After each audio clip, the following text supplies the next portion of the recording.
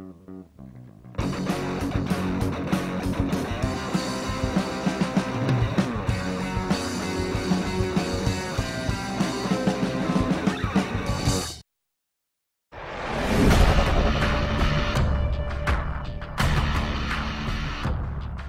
2007, Activision published Tony Hawk's Proving Ground, the final game in the series developed under Neversoft.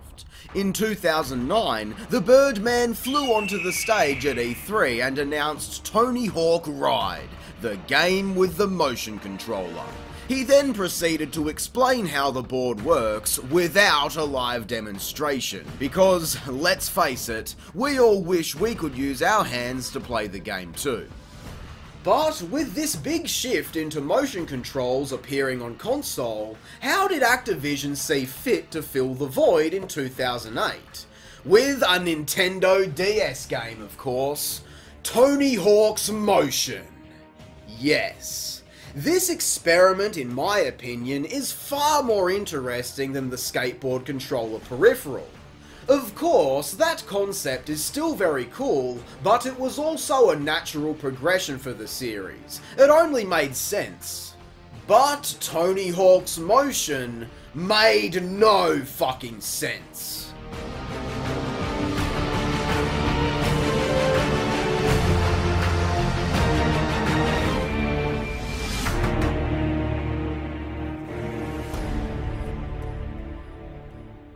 A motion-controlled skateboarding game on DS. I understand that gimmicky bullshit generally fits nicely alongside game genres like racing, sports, and extreme sports, but at the same time, we already had Downhill Jam on the Wii with motion controls, and that was such a success, it had to be ported to PlayStation within 6 months so that kids would stop killing themselves. But a motion-controlled game on the original DS? How does that even work? Well, included with the game is this motion pack. Basically an accelerometer, gyroscope, whatever, inside of a Game Boy Advance cartridge, which of course the original and Slim DS models could still take advantage of. You plug this bad boy in and now your DS has tilt controls. For Tony Hawk's Motion. That's it. To my knowledge, there is not a single other game in the DS library to take advantage of this motion pack, which is not a good sign. Are you shitting your pants yet? Because I've been brown for a while now. And yet, we're still not ready to play.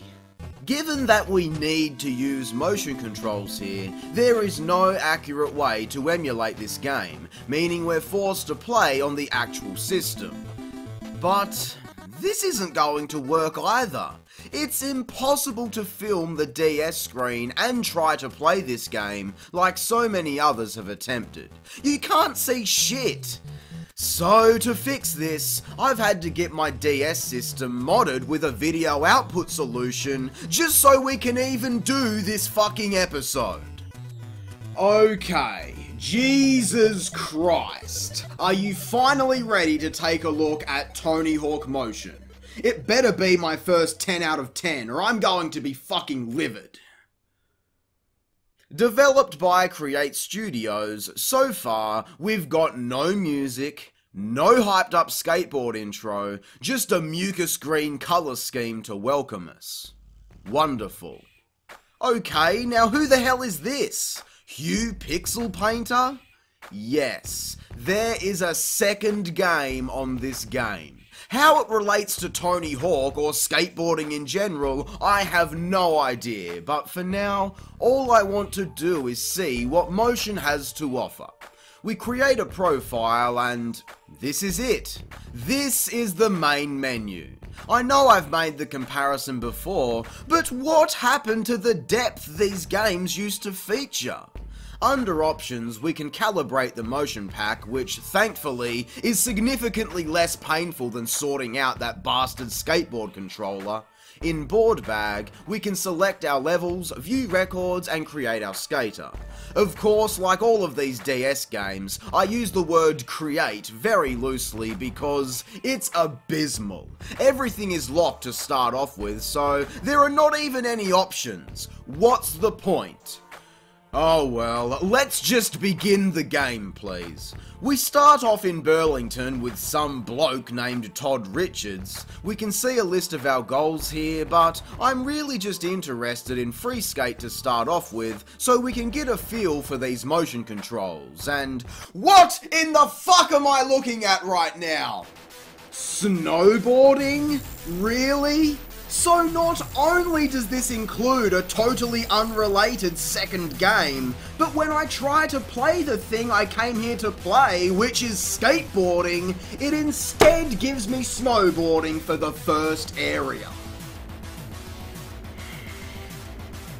It's time to strap in and strap on, people, because it's gonna be one of those kinds of episodes.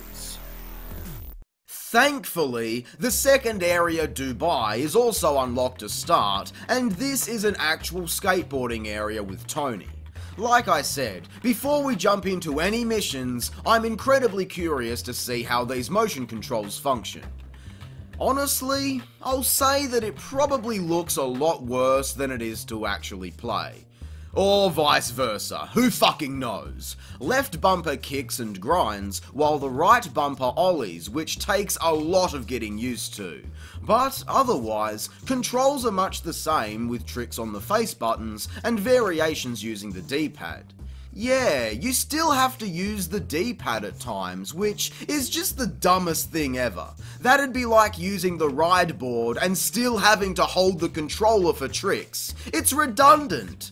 But the big question, how are the motion controls? Well, admittedly, they're not awful. Like, you can move around the level and hit tricks without much of a learning curve, which is surprising. Balancing grinds and manuals is another story though, because the meter just seems to fly off in one direction unless you're holding the DS at the perfect center position you calibrated the motion pack to. Good luck doing that in the heat of gameplay. But all in all, it at least functions and we can play the game, so let's take a look at some of these challenges. Score session is self-explanatory and it's fine. Hawkman, again, we've seen before, but my god, it's once you actually start trying to do things that this game feels so wrong to control. There is just no accuracy here whatsoever. This mode does of course give you the tools to learn and improve your skills at maneuvering if you're into that sort of thing, but now we have Rail Hopper and oh my fucking Jesus Christ, what in the actual cunted fuck is this shit? I only said a moment ago how difficult the balancing on rails is thanks to the tilt controls, and now we have to grind down this tube, hopping over to different rails so that we don't fall off. How can you be expected to do that? Oh, I'm getting PTS fucking D of that Fuck Jam Park finale from Shred, which suffered from the same problems. This is such a difficult thing to do, but more difficult is trying to explain it. Unless you have attempted this firsthand, there is no way you can comprehend how difficult this is. And really, it's only difficult because of the lack of consistent control. It is possible, but that definitely doesn't mean it's worth going for. The next event is Crash Course, and yes, that is an accurate description. This is essentially a slalom run where you need to avoid all of the hazards, but god, is that difficult to do when I can't even see what's coming at me because the DS is in constant motion. That's the problem here. Tilt controls don't work when the thing you're tilting is also the fucking game screen. Try getting a high score in Pro Skater while some asshole is shaking your TV around in front of your face, and you are the asshole. I'd say all of you are the lucky ones not getting motion sickness from just looking at the game. But then I really don't know how lucky you are when the graphics are so bland and uninspired, it's like a lethal injection of depression into your eye sockets. I mean, it's okay, just incredibly dull if anything, and we've seen much nicer graphics on the DS before, so there really is no defending it. As for the music, you know, that major piece of the puzzle that helps to make this series so much fun and give it an identity which serves as a time capsule of its era? Well, the soundtrack in motion sucks. It's mostly just a few low energy techno and jazz beats.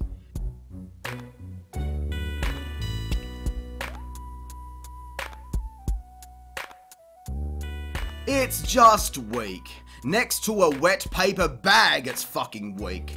And the final challenge in Dubai is in the halfpipe. Not trying to score lots of points or do cool tricks, no, all we have to do is get some good height on each of our jumps, and that's it. That's it? The Dubai level is completed and that's fucking it? What is the point of this game? Nothing is happening. There are no goals, no story, and no incentive to play any of it, aside from unlocking the other levels. All you get are these little taster challenges just to tease you. Is this a demo? Or is this a full game that was released and sold for real money? It's a joke is what it is. Let's take a look at the snowboarding. Like that's gonna make a difference. Well, somehow, the snowboarding manages to be even duller than the skateboarding. Since we only have downhill courses, the tilt control is a lot more tolerable, as we only have to worry about steering. This track is awful though. What few obstacles there are to trick with are spread so far apart, we're mostly just drifting down the hill. And as you might expect, a lot of the challenges are repeated too. Score Session, Hawkman, the slalom going through the gates is basically the same thing as Hawkman, so nothing new there. The vert pipe is far too short, so we don't have enough room to build up speed, which means no tricks. Great, nice job guys. And the snowboard rail hopper is fucked. How they were able to make this so indescribably horrific is beyond me. Like, it just doesn't work. No matter how hard I try, how delicate I am to precisely keep this grind going, it just doesn't work. I'm actually at a point where I'm convinced this one is impossible. Thankfully, we've already unlocked Tokyo, which is another skateboarding level, so again, before we do any challenges, let's jump into Free Skate and get familiar with the layout. Well, I cannot believe my eyes. This might just be the worst Tony Hawk level ever created. This place is so vast with so many long corridors and they're all filled with fucking nothing. It's barren, just look at it. And that means there is no flow to anything, just sporadic rare obstacles tucked away in each corner of the map. This is a mockery to every level in this franchise before it and since. See, it really shits me, okay? Pro Skater 5 is bad. In fact, I'd have to say that it's actually somewhat awful. But to every single lazy, no integrity bum out there that claimed it was the worst Tony Hawk game ever made, well, have you fucking played Motion on DS? This is a new level of tumor-inducing garbage for this series. I don't think I've ever played something so low effort from such a previously dominant franchise. It's honestly shocking, like electrified shit. And that's reflected quite well in this Tokyo level. We still get all of the same challenges again, messenger goals that make you run back and forth all over this sprawling landscape that are so easy the 8-minute timer should have been reduced to 2 minutes, and then we have board balance which, to its credit, actually makes use of the motion pack for something different, and let me tell you, it's a breath of fresh air. Despite the fact that it's still pathetic. I just can't tell if the tilt control is simply oversensitive to movement or undersensitive and delayed to my sharp reactions. It's bad, but of course, not as bad as the rail hopper level. Tokyo has all these different side paths that don't mean a damn thing when the default path can take you almost to the end of the entire stage with only a handful of jumps. It's all about that balance, baby, and right on cue, the fucking thing just shits the bed right before the finish line, ruining a perfect run. There is actually a classic option for the control scheme, which places all of the face buttons and bumpers to their normal functions, which honestly does make doing tricks and such feel a lot more natural. But you still need to use the tilt controls for moving and balancing, which creates a serious disconnect and almost makes the game even less functional. It's the muscle memory. I can't adopt both schemes at the same time, so it just makes more sense to stick with motions control setup for the sake of consistency across the game. Which also means there is no way I can complete some of these. And the final area here is another snowboard course. Significantly more character to the landscape, which is nice, but it's also significantly shorter to play through. So, why bother? Almost all of the challenges are duplicates of others we've already seen, with the one exception being the big jump, which makes Wii Fit look like The Legend of Zelda in comparison. And of course, another rail hopper, which as you might expect, is impossible. This is unfucking acceptable. It's a disgrace, and it fails at everything. The courses suck, the motion controls suck, the presentation sucks, the creator skater sucks, the soundtrack sucks, and most importantly, the challenges, the only scrap of meat here to even chew on, fucking sucks. Tony Hawk should be disgusted that his name and likeness ever came close to this shovelware. I mean, come on, aside from this singular image, he doesn't even appear in the game. You cannot play as Tony Hawk in this Tony Hawk game. What? Tony Hawk's motion gets 1 out of fucking 10. This is it. This is the worst Tony Hawk game, without a doubt in my mind. But it doesn't even feel like a Tony Hawk game to begin with. I get the feeling that this was just an experiment to see if the motion pack idea would even work, possibly not even related to Tony Hawk or skateboarding in general, before Activision came along and slapped that marketable name onto this abortion to make some more of that sweet, sweet coin. But do you know what the worst part about that is? Let's not forget, we still have a whole second game to play through here. So, let's check out Hue Pixel Painter and see what it has to offer. Okay, well, I have several questions, the first and most important being, why? Why the fuck is this being packaged with a Tony Hawk game? We start in the first level and we don't get a story, no explanation or anything like that, so I guess we need to take a look at the manual.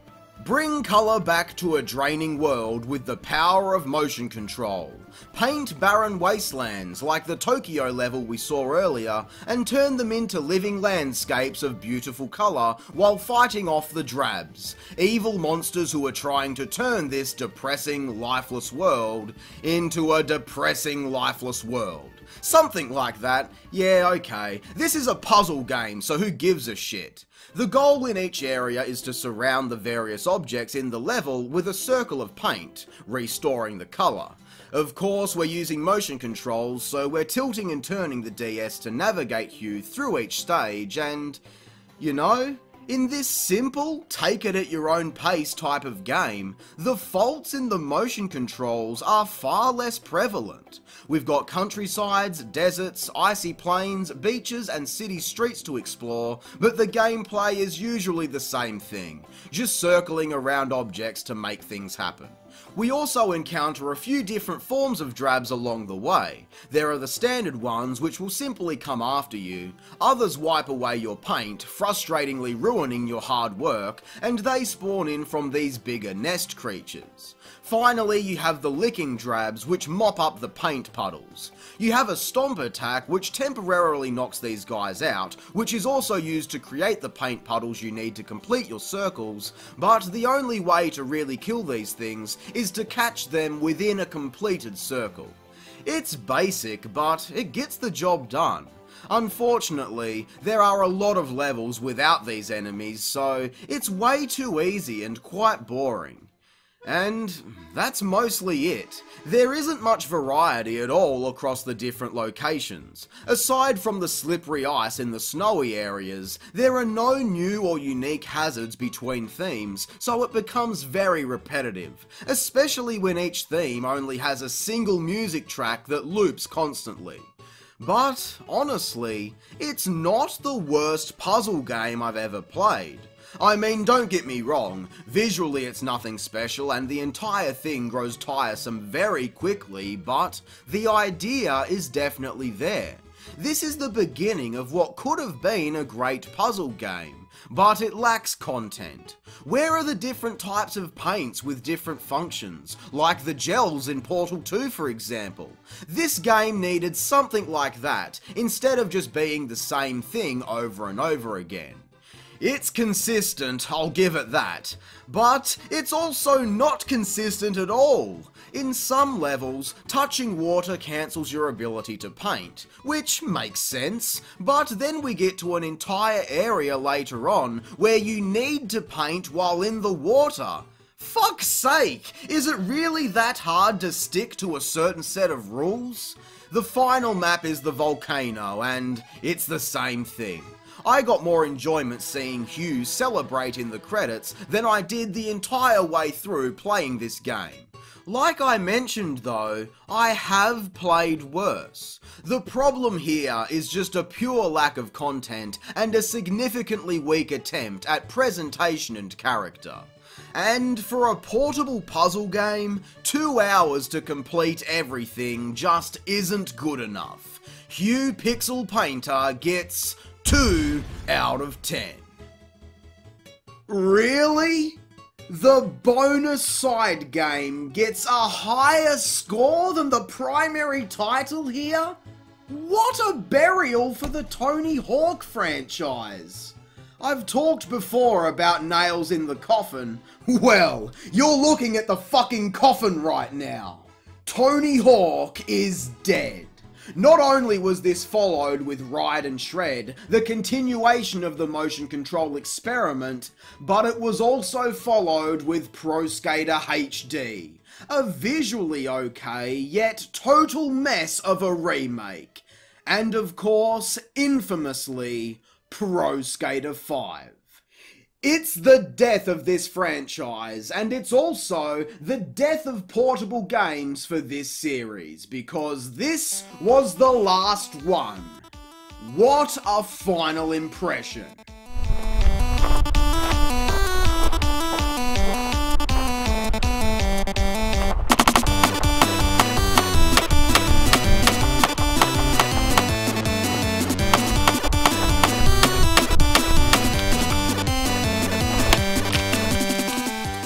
But don't fret, because we still have more Tony Hawk to check out with the Birdman's mobile games. So until tomorrow, I hope you enjoyed the video. If you did, be sure to leave a like, subscribe and share. I'm Square-Eyed Jack, and I hope you have a great fucking day. Thanks for watching.